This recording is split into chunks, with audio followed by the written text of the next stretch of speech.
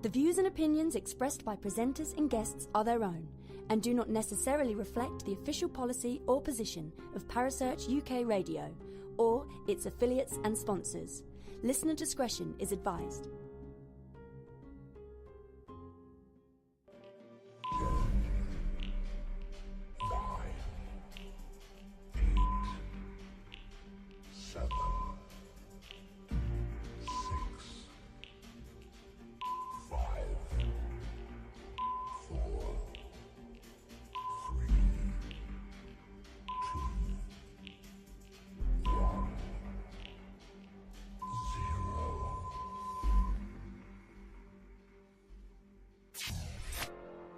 You're listening to Paranormal Concept right here on Parasearch UK Radio with your host, Paul Rook.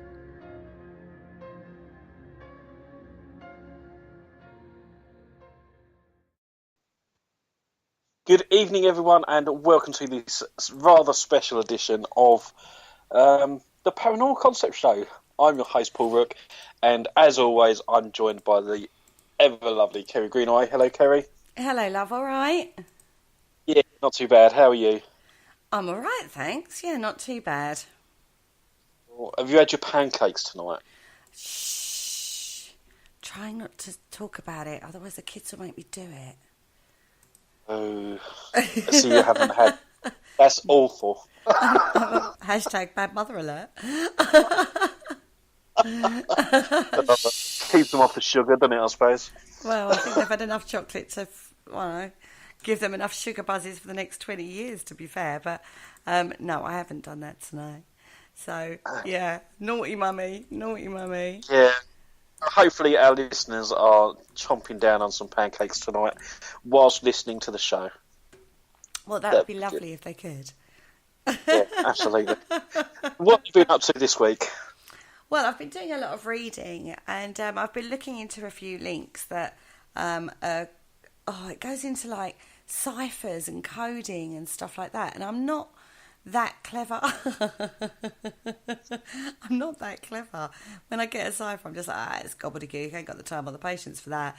Just give it to me in plain English. But these links are leading me down some interesting pathways, and it's fascinating. And I'm hoping to bring it to you, as it were, at some point, but until I get it straight. But codes and ciphers are not straight, are they? It's all very confusing. So I'm trying to work my way through marshland of codes and ciphers and stuff at the moment. It's very, very... That would be why they're codes, because they shouldn't be easy to crack. They should be. I mean, what's that all about, right? Yeah, I'd never have made it in World War II. Like, I just wouldn't. Oh, well, the Enigma machine. Yeah, I would have been just like... That's just like way over my head. Yeah, like, this is the level I'm looking at stuff at, and it's just gobbledygook. It was a bit like when I looked at astrology, but I kind of got astrology better than I've got this. You know what I mean? But it is fascinating. It's very interesting. But I'm sure you'll get to hear all about it sooner or later. Probably later, if I ever get to the bottom of it. If not, it'll just go into my file. For when I die, you'll all be going, oh, so this is, oh my God, what the hell is she trying to do here? Show in honour of you, absolutely. Exactly. Another failed project by Kerry Greenaway. Anyway, let's move on to the actual subject of tonight's show. We're going to be going with ancient superstitions of the ancient mariner. Yeah, what a fascinating topic you picked this week. There's so many, and it does go right back to like the explorer days, and it's just really fascinating. And there is some really strange ones about. I see that in your research you discovered one about birds. Yeah. Would you like to enlighten us? Well, one thing I would like to say is there's very conflicting superstitions. There's a lot of them, so God help you if you're a sailor to try and incorporate all of these superstitions in your daily working life on board. But also, it's like some people say things are good luck and some people say things are like bad luck. So it was like... Because obviously they're sailing all over the world, you're going to get superstitions from literally all over the world. Yeah, it was a little bit like that. But the first bird thing I came across, and actually a lot of the old superstitions come from two sources. I did find that much out. And they were the Rhyme of the Ancient Mariner, which God waffles on, and Fail Better's Games Sunless Sea. So a lot of these superstitions sort of like are outlined in these, but if you read them, they're a bit boring, quite frankly. Well, they're not boring, they're just ye old this and ye old that, and it was all a bit cryptic. Talking about cryptics, the person I read it like actually put a translation next to it as to what it actually meant, so thank God for that is all I can say. Anyway, the first one was the albatross. Now, the albatross in itself is a magnificent bird, isn't it? It is, yep. And it's huge. Massive, gigantic.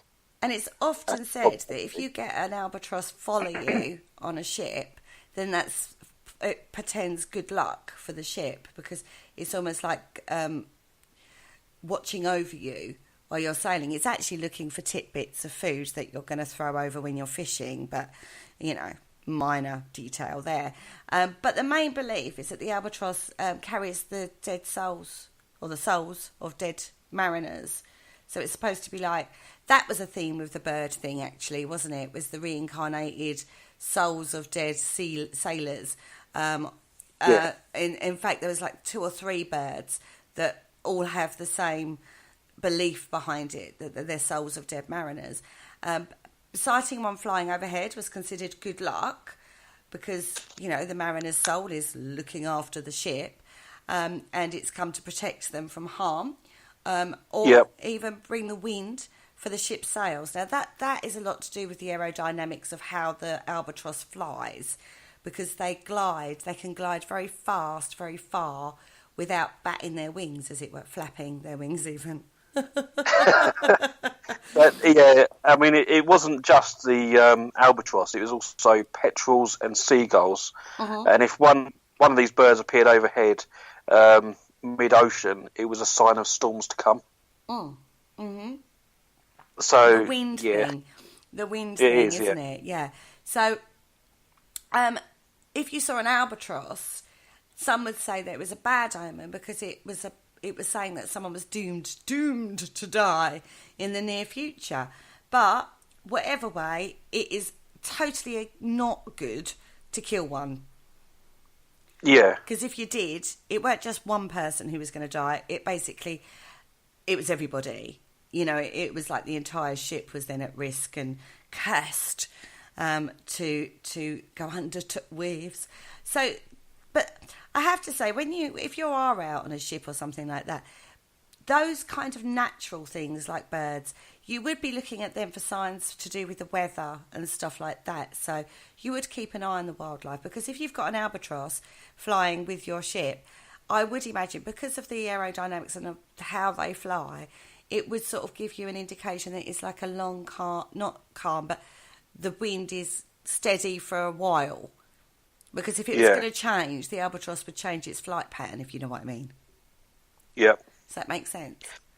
It does, absolutely. And I've just seen a little story, actually, of how much these mariners took this so seriously. Because in 1959, the cargo ship Calpian Star had to carry an albatross on its way from the Antarctic to a German zoo.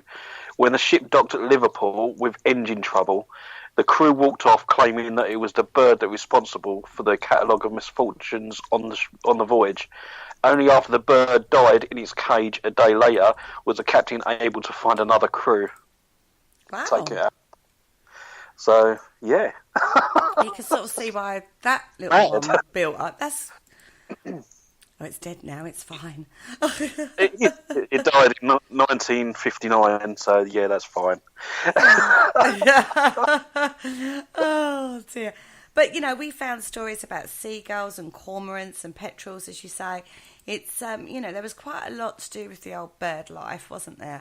But it wasn't just birds that actually have sailor superstitions linked to them. When I was looking into this, I was like, oh my God, it was like everything. Yeah, pretty much. They have a superstition about everything. They seem to, don't they? They do. I see that you've gone on to pigs. Pigs? Pigs yeah. are never use the word pig at sea. No. It's not just yeah. at sea, though. You find if you go up north, Yorkshire-wise, they won't use the word pig either. What do they call them then? They call them all sorts of things, apart from pig.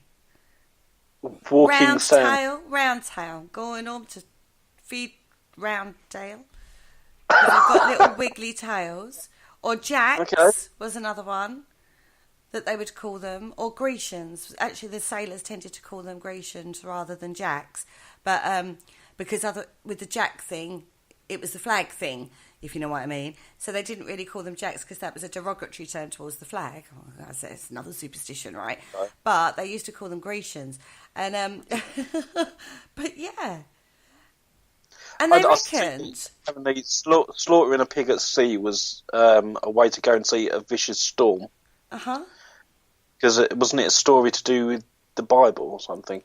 Yeah, well, basically, the Bible is the story for that is Jesus allegedly. Well, there's a story. I don't know the Bible very well, so I couldn't verify this from knowledge. But Jesus allegedly chased an evil spirit out of a man into a herd of pigs, and then drowned them. Right, so that is where they think this has come from. But there was also a Greek mythological story as well, where Circe transformed Odysseus, his sailors, into pigs. So it was like, so don't mention the word because then that won't happen, kind of thing. Okay. So there were a couple of reference points as to where that came from. But even there's cases. What surprised me about this one is in the last 50 years, modern liners still have this superstition, and just by saying the wrong word, like the pig, you can go pig, yeah, but you can't just go pig, right? But people have still crews have still been disciplined for this, and this has been logged in modern liner ship logs. And this has happened in the last 50 years as well, which is surprising, right? It is, isn't it? Especially if it's so recent as well. Mm. Yeah, I mean, I was shocked to read that. Yeah, it's definitely surprising. That wasn't a Wikipedia link, everybody. If they're on the way to the Bay of Pigs, that's knackered then, ain't it? That really.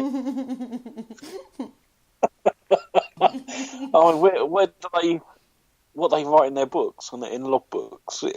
Yeah. On the way to Bay of something. Bay of P.I.G.S. Maybe it's okay to write it, but not okay to say it. Where are we going? Yeah. We're going to that bay. What bay? The Bay of Grecians. Well, the next one you're talking about rats. No, this one I particularly knew about. The rats are thought to be able to sense disaster. So if a rodent jumps ships, basically, it's a sign that the ship's going to sink. Yeah. I knew that one. Yeah, hence the saying. That's where that saying comes from. But we're not talking about when they're at dock. I know, when they're out to sea. It was when you're out to sea. So if you notice rats leaving, then you've got a leak somewhere, I would have thought. But I would think that would be quite logical. You would think you would know that, right? Yeah. You wouldn't wait for a rat to jump off and go, whoa, I'm swimming for it, all right, you're all right on that. You wouldn't wait for that. I think you would know that, but... They're fed up for the wheel and they just want to paddle for a little while. But, that's where that saying comes from. And they don't call them rats either, they just call them longtails. Well, yeah, I can understand that as well. But it's really weird, right? Because you have cats. Cat ship is quite. A cat. The ship's cat even. Sorry, is part of that, and they have them to keep that population down on the ship. It's just. It again a huge superstition surrounding cats, but mainly cats are good luck on them, except the black cat thing. If it crosses your path on your way to boarding a ship, and there was a lot of reasons why you couldn't sail as well. We'll come on to this later in the show, but there was an awful lot of reasons. So if a cat crossed your path before you got on your ship, you didn't sail. There was a lot of reasons why they couldn't. I think it's just excuses to go back down the pub, but, you know. That's what it was, to be fair. You know, but yeah, it's, I have to say, I found this so fascinating. The whole black cat thing as well is just a normal day superstition as well. So for them to take that and turn it into a ancient mariner superstition isn't unheard of. Yeah, because they've done it with so many. Yeah. I think they just chose to be superstitious about everything, I think. Yeah, and they've even got superstitions about priests. People? I mean, it's not just priests, was it? It was just about everything again. Now, priests wear black. This is an unlucky colour for sailors because it reminds them of the dark depths of the sea. And also that they conduct funerals. So it was okay to have one on board, but he wasn't allowed to dress in black. Now, he wasn't allowed to say things from the Bible either. The only time you could do that was during a funeral, right, on board. It's the only time you could talk about religion because it might upset the sprites and gods and goddesses and nymphs and God knows what else, you know, from the sea. So it was like, you can come on board with your new age religion, but you might upset the old, you know, like the ones we really believe in. So you're not allowed to talk about it. Unless one of us dies. And because we're God-fearing people, then you can say it. It was, again, the poor old priest was walking on a fine rope the whole way through his journey. But there were 4, and they said it didn't state what religions they were from, but I found this fact quite funny, was there were 4 ministers of religion aboard the Titanic. Okay. When it sunk, obviously. So those poor old priests, it was blamed on them. Well, again, I've also got another little bit about the whole reading of the Bible. And it states that even reading aloud or quoting phrases from the Bible at sea carries risk, except during a burial. It goes on to say, as he was marched up to stand beneath the yardarm gallows in 1707, a condemned sailor shouted the words of the 109th Psalm, "Let his days be few, and let another take his office. Let the children be fatherless, and his wife a widow. Let there be none to extend mercy unto him." The ship was called the Association, the flagship of the Admiral Sir Cloudesley Shovel. Later the same year, the Association and 2 other ships sank off the Scilly Isles with a loss of 2,000 men. According to the legend, Sir Cloudesley, the man who had passed sentence on the sailor, was washed ashore unconscious and buried alive. The woman who found him on the beach of St Mary's Island confessed on her deathbed that she had murdered the Admiral and hacked off his fingers in order to obtain the ruby and emeralds from the rings he wore. So that's the legend behind that superstition. That's why it's bad luck. So there you go. Wow. Learn something else. Yeah. Yeah, right. See, I've been doing a lot of reading myself this week. That's good. I like to hear this. Yeah. I see. The other thing with burials at sea is, I found this quite gruesome when we talk about cutting off fingers. Well, if you died, they actually cut the hamstrings of the dead before doing the sea burial thing.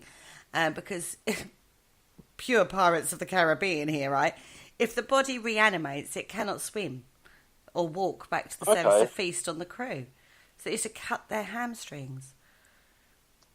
Interesting. See, I didn't know that one. No, I didn't before today. I just have to go around the graveyards now, doing that just in case of a zombie apocalypse.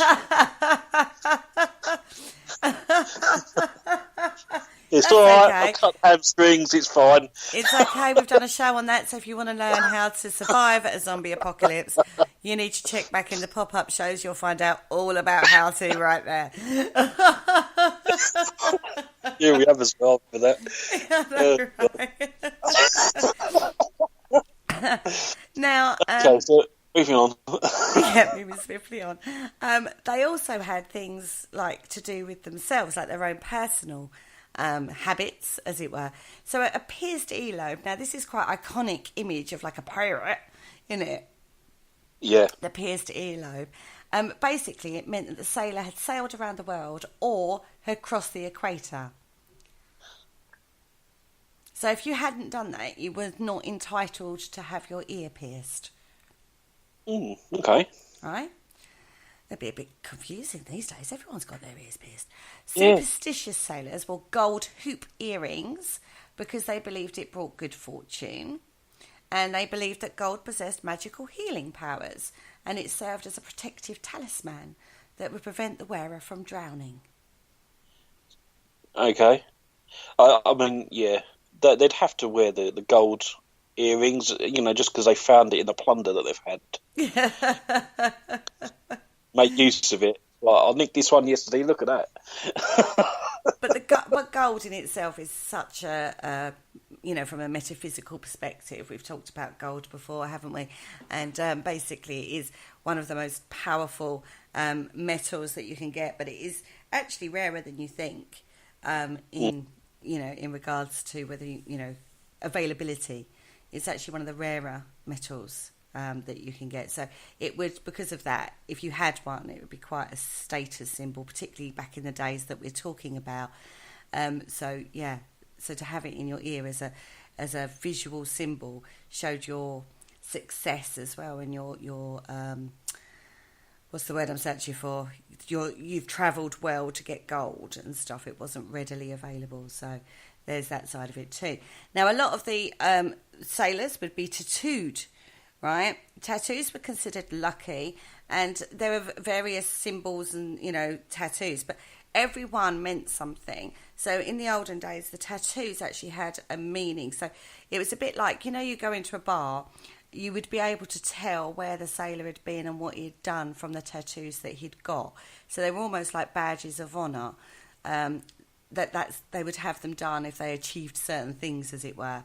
And 9 times out of 10, a pure-bred sailor, as it were, would have a nautical star on their bodies because it represented the North Star. And so you'll always find your way home. Yeah. They also had the mythical animals as well on them, didn't they? Mm-hmm. Lots of that kind of thing on their arms and legs, because again, they believed that if they fell overboard or the ship sank, that these mythical creatures would help carry them to the surface, because these mythical creatures would recognise that they're part of that, that they believe, and it's like part of the group, as it were, and would carry them to the surface. So yeah, that was quite good. Except they didn't do the personal care thing, and they didn't cut their hair, trim their nails, shave their beards. These were all big no-nos, and were supposed to bring bad luck if you did do that. Yeah. I personally think it's just typical laziness, quite frankly. I'm at sea now, I ain't got to impress no one. Just let it go. Yeah. I do remember reading quite a while ago, actually. I'm sure it's scurvy, when scurvy was rife amongst sailors. The Navy, I think it was, brought in the fact that they'd give them limes. They'd take limes on board so that you'd have some fruit every day to keep away the scurvy. And that's why the British were called limeys. In that Australia. comes in later, actually, when we get into the alcohol section as well. So you're not wrong. You are right on that. But that there was a reason. It is the scurvy thing, but they used to add it. We'll talk about that when we get to the alcohol bit. Okay, all right. I should have read the research. Slap. Oh dear. No, we've just done it from different angles. That's all. Yeah, we're on the same page anyway. Yeah, we are. So whistling. You're not allowed to whistle at sea. Okay. Right, because unless it's a dead calm, if you're in like the doldrums, as it were, then you can whistle because it's supposed to call up the wind if you whistle. So you're not allowed to whistle unless it's a dead calm situation. And if he asks you to whistle during the calm, then do so, but not too much, because you might whistle up a storm, and that's where that expression comes from. Okay. Which I found fascinating on that one. But I think there's a couple of things with this one. Sailors talk about whistling calls down birds of prey, although what birds of prey out in the sea? I wouldn't have thought so. But maybe they were talking about the other birds of omens and death and doom birds. And they're saying that if you do whistle and you call these birds in, then it excites the creatures below the sea to come and visit as well. So you don't want to do that because that's not good, right? But I think this one is actually probably more where this comes from, is that they used to use whistles to communicate various sail manoeuvres, didn't they? Particularly when you go back to Nelson times and stuff like that. And so because of it carries further over water, a whistle, than it does if you just go, raise the mainsail. It would be a Chinese whistle by the time you got to the last boat. So they used whistles to do that. So if you had everybody whistling and, doing all that, it would be very confusing. Yeah, it could cause havoc. Could you imagine? No, I didn't say that in my whistle. Oh, sorry, that was like the guy that was just like mopping the deck. So I think it's more down to that time. The whistling legend than any other thing, personally, but Yeah, no, that makes sense, absolutely. Because I do know, I mean, the boatswain had a whistle as well, didn't he, to signify when people came onto the ship. Yeah, whistle somebody onto the ship. Yeah. So the same sort of thing. Yeah. The thing with that is, if you whistle the captain and the hierarchy of the crew, like the officers and that, on board, and that's so they bring the wind with them. Yeah. So it's like good sailing. We're whistling the captain on board. Good sailing, everybody, type thing. Yeah, that's it. Now, your next part in your research, I see, is about Neptune. Yeah, good old women and Neptune. He loved a naked woman, did our Neptune. It made him in a very good mood, did old naked women. And basically this is where the bowsprit, like the figureheads on the front of the ship, most of them are bare-breasted ladies who are put on the front of a ship. And this is to help keep Neptune or Poseidon, depending on, Greek or Roman, in a really good mood. And basically that's where that comes from. And that's why you shouldn't have another woman on board, because it will upset him, because he's got too much choice. Like, really? Like, more the merrier, you would think, right? Confuse him. And the spirit of the boat, because the boats have spirits too, would be upset that she's got competition for Neptune. So it's like a two-way thing. Now, about 20 years ago, well, this website said it was 20 years ago, so it could be longer. The Royal Navy, I think maybe it was an old website. The Royal Navy announced it was to have women aboard who were to be dressed and to fight alongside the men. Now, this caused a lot of upset amongst the men. And basically, they was like, yeah, that's fine, but they've got to be naked. And the Navy were like, you can't have naked fighting women on board, guys. Come on, that's a bit... Would you do it naked? We're like, no, but Neptune and all that stuff. So yeah, it was a bit of a thing to get men to accept women, working women, on board ships, because it's such an inbred, inset superstition.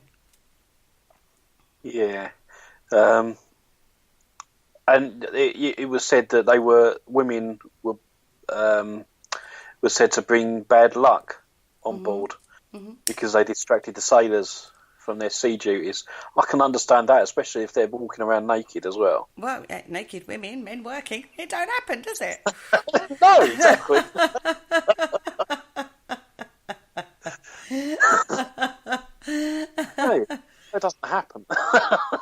and if like their attention was taken away from doing their duties on board and they were too busy gawking at the naked women, I can't see any women agreeing to this. I really can't. You can come on board, love, but you've got to be naked the whole time.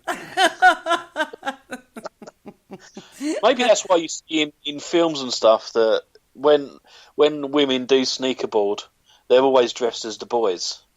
Yeah. Maybe that's why. So. Well, because they know that they'll be stripped naked or chucked overboard, because it's bad luck to have a woman on board. Yeah. And all the figureheads on the front of the ship will have their eyes open as well. You'll notice that they've all got their eyes wide open, and that's to help guide the seamen to safety. Now, even now, on longer distance trips, on working ships there is a rule of no exclusive relationship. So basically, you're not allowed to have sex on a ship, on a working ship. So we're not talking about cruise ships and stuff like that. We're talking amongst crews that are working like that. And this is... doesn't matter who with. So it could be two men having sex, two women having sex, or a man and a woman having sex. Sex on ships is not a good thing, right? Basically, because an unhappy ship doesn't sail well. Although I would think, generally, it would be a good thing, right? Keep it happy. But then I suppose if they break up, it all causes a lot of mess, doesn't it? So, yeah. You can make her walk the plank. Causes all sorts of moral issues, apparently, when you're at sea having sex. Okay. I would know. Never mind. Same here, mate. Oh, dear. Because an unhappy ship doesn't sail very well. Apparently, redheads were thought to bring bad luck to a ship if you happen to encounter one before boarding. However, if you speak to the redhead before you get the chance to speak to you, they're saved, or you're saved even. Apparently so. Yeah. And that's not a girl or a boy thing. That was like just purely a redhead. No, just a redhead. So you Absolutely. can imagine them walking to the dock and they see a redhead. All the sailors run towards them to talk to them first. And it's like, oh, I'm very popular today. Why am I so popular? Don't speak first. You know, Rose on the Titanic was quite popular. Wow. We know what happened there, don't we? Yep. That's because they didn't talk to her first, obviously. She was too gobby, clearly. She didn't let him get a word in edgeways. It's another reason why the Titanic sunk. Nothing to do with icebergs. It's all to do with these superstitions, everybody. She did the whole lot, to be fair. She was the one that pulled the plug. Mm-hmm. I mean, she was on that door, wasn't she, at the end of the film, and there was more than enough room to let Jack on. Oh, don't go down that old argument again. God. Sure, we've covered that in the show before now, too. Really wouldn't me. Now, dwarfs, on the other hand, if you've got a dwarf as part of your crew, really good luck to have a dwarf on a ship. Apparently so. Really good luck. Because a dwarf was associated with earth and stone. Going back in the day, it wasn't to do with genes and growth rates and stuff, or chromosomes and stuff like that. It was believed that these were like really associated with the earth and stone. And going with old Jack Sparrow jar of dirt, you bring something with earth and stone, your ship won't get lost at sea or sink. So you have something that's linked to that element on board, whether it be a pocket of dirt. They used to carry lots of pockets of dirt. You'd see sailors, jars of dirt. You'd see all sorts of things like this on board, because there's this link to the earth. And if you've got that on board, then your ship's okay. It's going to be fine. It's always going to get called back to the earth, rather than the watery depths of destruction. So a dwarf was a really good thing to have on board. Indeed. I didn't know that either. No, I didn't. I just thought it was just like one of those, like, you know. You see that in all the pirate films as well, don't you? What, a dwarf? Yeah, you've always got a little man on the deck somewhere in the background. Well, and that's why. They were really sought after little crew members, dwarfs. Little crew members, sorry. I apologise. It's very un-PC of me to say that. But, yeah, that's why. I always thought it was because the captain wanted a little mate to go with him. There's a reason for it, why they'd have a dwarf on board. But yeah. Yeah. Okay. A little Cool. cute And little tattooed... And let's go on to what you can and can't say at sea, because there's so many of those. This is as bad as theatre, is all I can say. Yep. It's as bad as the theatre.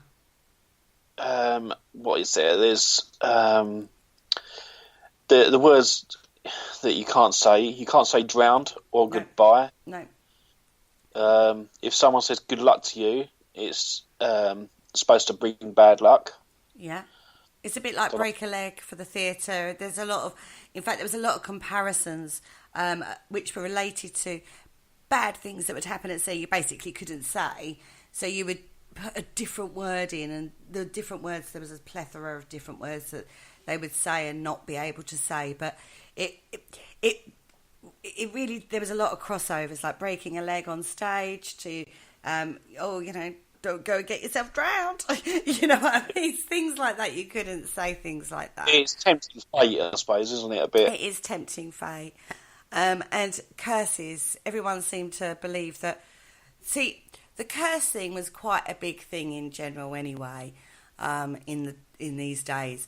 So if you was a crew member and you believed you got cursed, then basically you would have to draw blood, and that would stop the curse, as it were. Yeah. So this is where the fighting thing come in, because it was bandied about quite a lot.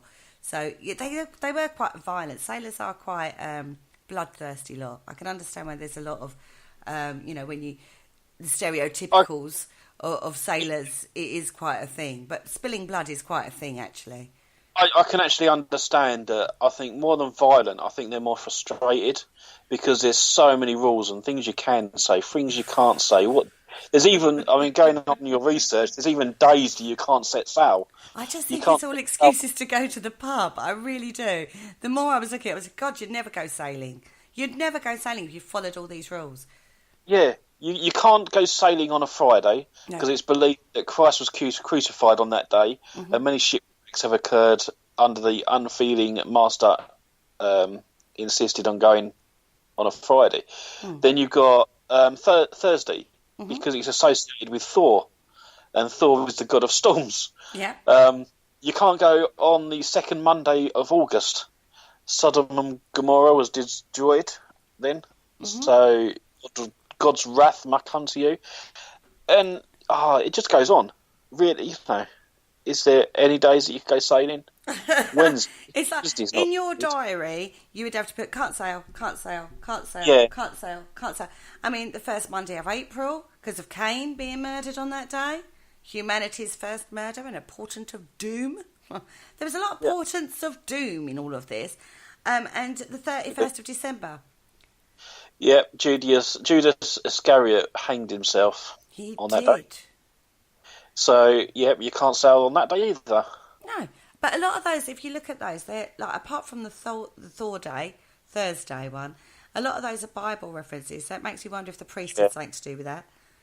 Do you know what? I think the 31st of December, they said that it's because Judas hanged himself, but I really think they wanted to go out that night because it's New Year's Eve, isn't it? Yeah, right. Exactly. So when you I start think looking at it. That and makes Fridays, sense. it's payday. It's like, let's go out on the Raz for the weekend type thing. I'm surprised there wasn't a Saturday as a hangover day. You can't sail on a hangover day. I'm surprised when I started looking at days to sail and not to sail, there was a lot more knots, and it all seemed to be on what we would class as a celebration time. As it were. Do you know what I mean? It all seemed to be around times where there'd be big parties going on. So it was a bit like that, really. But this brings us, because sailors love to drink, right? Yeah. They love a drink. Rum. Especially. Rum. Yep. But rum wasn't the first drink that was brought on board for it. Now, basically... where do I go with this? Now, it used to be beer. it used to be a daily ration of 1 gallon, which is roughly about 8 pints of beer. And this continued. That's quite a lot. That is, isn't it? Particularly when you think food is probably not like 3 square meals and, when you think they're probably rationed on food, but they're allowed 8 pints of beer. I mean, they're all drunk, right? No wonder there were so many sinkings and I've just discovered a new country. How the hell did that happen? But this happened, that allowance continued until just after the Napoleonic Wars. Now, if it wasn't drunk a lot quickly, it spoiled really easily, so it would often be substituted with wine or spirit, depending on what was available or what they could source. Now, when they went into the West Indies, that's where the other spirits came into, because they were easier to get and they stored less space, because you think a pint of beer is less in alcoholic content to the equivalent in a spirit, particularly the spirits back then, because they weren't proof tested as much as they were. But the sailors weren't stupid. They liked to have a strong spirit, so they would test its strength by using a little bit of the spirit or the rum or whatever it was with gunpowder. And if it's still burn, if the gunpowder still burn, then it was a good proof, and they would accept it. Yeah. So that's how they tested the spirit content before they accepted it on board. So rum would need to be at least, and I don't know what this bit means, but we'll say it anyway, 57% ABV. It must be the alcoholic content. Must be. Right. So it has to be 57% or more to still burn if it's mixed with gunpowder. Nice. Right, but you did have to dilute it a bit, right? If you was on spirit, you would have to dilute it. And basically half a pint of rum. Now, this is not diluting. I would just like to say it's not really diluting. So to every half pint of, which was your portion, then you would have to dilute it with a quart of water. So I prefer it with Coke. I know, but it's not really diluting it. You've got, if you think it's only a quarter of water to the rum content, it's not really diluting it, particularly when you're looking at how strong it is too. Yeah. No, to be fair, I'm not a big rum drinker. I don't mind a bit of rum, to be fair. I prefer whiskey. Whiskey's so much better.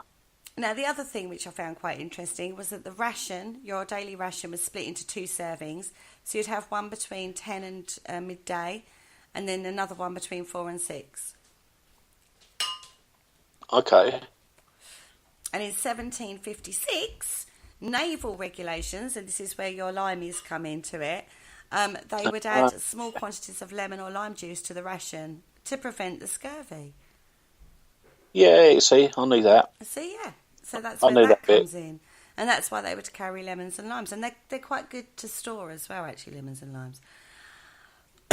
And the rum that they distilled was from Jamaica and Trinidad and Tobago. Mm-hmm. And the British Virgin Isles. Yeah, because that was like one of the main, or the only spirit that they would get back then. Because we're going back. But I also found it was a slow downward spiral on the old rationing, because it was basically halved in 1823 and then halved again to 1850. And they talked about abolishing the rum ration in 1881, and nothing came of it, surprising.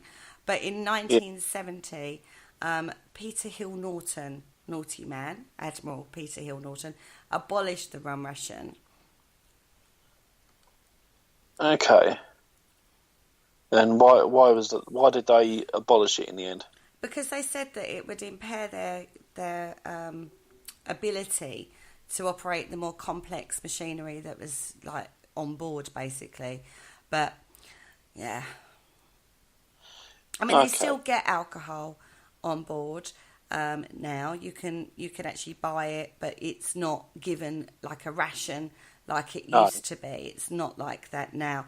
The actual last rum ration was on the 31st of July in 1970 and was known as Black Tot Day. Now, sailors weren't happy, but now and again they are allowed it, right? They are allowed it as a ration. Special occasions, they give them a rum ration. And on the 100th anniversary of the Canadian Royal Navy in 2010, Queen's Diamond Jubilee celebrations in 2012, times like that, they'll be given a special rum ration for that day.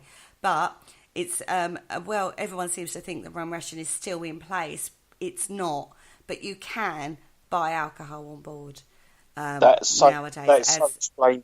That explains why my mate joined the Navy. He probably thought it was ration still.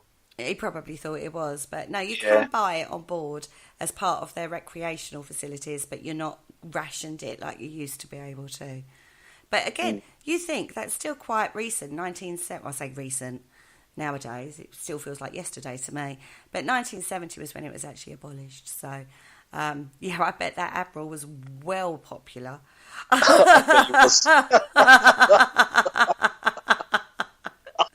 I bet his name was mud with the sailors in the Navy. Yeah, but then in 1970 you got all like the new equipment coming in, so I can understand where he's coming from. No, I don't know. Yeah, see, I don't know. Did they have radar back then? Right, 1970. Of course they did. See, I don't know much about battleships and stuff, obviously. Well, think about World War II. Yeah, okay. You've got loads of machinery on World War II. Just got to think HMS Belfast, and stuff like that. So you would have had all that sort of equipment there. So and I can understand why you'd want all the sailors to be compos mentis. It makes me wonder what the statistics were then on injury caused through alcohol on board for them. There's probably a really good case as to why they abolished it. But I can't see anybody being off their faces under those circumstances because your adrenaline would take over, wouldn't they? You wouldn't. Yeah, especially if you're only allowed 2 drinks a day. Yeah, that's not going to get hammered. And also, your food is better. The more recent you get, your food gets better on board. Going back to the Napoleonic Wars and stuff like that. I mean, remember you were just eating beef jerky and tack biscuits, and then you're having this huge quantity effectively of alcohol, even though it is twice a day. It's still quite a large spirit content against the food you're eating. So they probably were all rolling drunk back then, but not so much as you come more into modern history. But that go into food, talking about food, you're not allowed to, bananas are considered bad luck on boats. You know what, I was just reading that as well.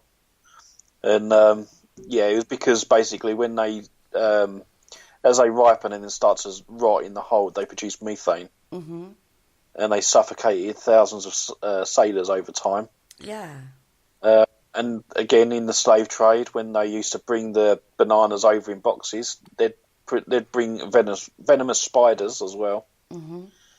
So, there's been some recent cases of that, hasn't there, with the spiders? Yeah, they go through special processing centres now with majority. Yeah. There are still rare occasions now, but even in the 1950s and 60s in banana warehouses or fruit warehouses, spiders were a huge problem, and snakes were actually still a huge problem. But they've sort of go through a special processing centre now where the old massive spiders are sort of now dealt with. So I think the phrase is big ass spiders. I didn't want to because you told me off about the big ass spiders. For those that don't know, that is a previous show that we've done. I was off tonight. And it is named Big Ass Spiders. Now in the 1700s, a lot of ships disappeared. And they just happened to be carrying a cargo of bananas at the time. This could be for 2 reasons. One, they were doing short run because the bananas, break down very quickly. And so there was more reckless sailing, as it were, around that area. But also it could be because of this methane problem that you talked about, which was suffocating sailors. So the ships just floundered, basically, because all the sailors died. Yeah. There was a lot of disappearing ships around then. But you're talking about the Caribbean. There was a lot of more pirate activity around there. And who knows, right? But how disappointing if you're a pirate, you attack a ship and all it is bananas. Exactly. Golden fruit. There you go. I bet they even started wearing it as jewellery. Yeah, well, I wouldn't have thought so. It's bad luck, right? But you can't change the name of your boat. If you have a boat and you've named it, once you've named it and christened your boat, you cannot change it. Or it's bad luck. You can change it. There's huge ceremonies to go through. But it's actually bad luck to change the name of a boat because they believe that boats have a personality and a mind of their own. So to change, or once you've birthed your boat, i.e. made your boat, you basically treat it like a human, and it's always a woman as well. They refer to it as a girl. And but you have to do this again. Huge superstition surrounding changing the name of a boat, but it generally is conceded. Generally, you don't do that, right? Yeah, absolutely. I did read that about the scenario that they don't it after reptiles. And again, that's in your research you sent me over. The reason they don't do it is because in the past they've lost 4 ships called Viper, 4 serpents, a cobra, an adder, an alligator, and a crocodile. Oh, and 2 pairs of snakes, apparently. So that's why they don't now call ships but after lizards. Mm. Or reptiles even. Because they've already lost so many. It's like, no, must be something to do with the name. It's cursed. But again, there's loads of superstitions about how to name the vessel in the first place. There is. There's 7 names. 7 letters in a name will ensure good luck, as will 3 of the letter A. So if you've got like a name with 3 A's in it, you're doing all right. You're going to be good? Yeah. Absolutely. So you're going to sit there going, Go through the... Which word fix now? Yeah. Now, you have to name the ship or the vessel before she floats. So before she's launched, you have to name the boat before then. Yep. So there's certain things you have to do about naming them. But there was a lot more about how to not name it. So like you talked about snakes and reptiles. You can't name your vessel after one that's already sunk. So you can't go around calling your little dinghy a Titanic. You shouldn't... I found out that they've made another Titanic. Yeah. And they've called Titanic 2. Yeah. Well, that's in keeping with the naval traditions. No, maybe it's going to sink. It's like the marketing division don't buy into that, do they? They don't buy into any of the superstitions. But but going back into today, I think a lot more of these superstitions are these days. I think we don't care so much. I still wouldn't want to go on that new Titanic too. I'd go on it to look around, but not to sail on it because, oh God, that's just tempting the fates just too much. If I was a fate, I would be going, that's so gonna sink. Sorry, but I'm so gonna sink that. Iceberg, anybody? Same location as the other one. Yeah, that would be really weird.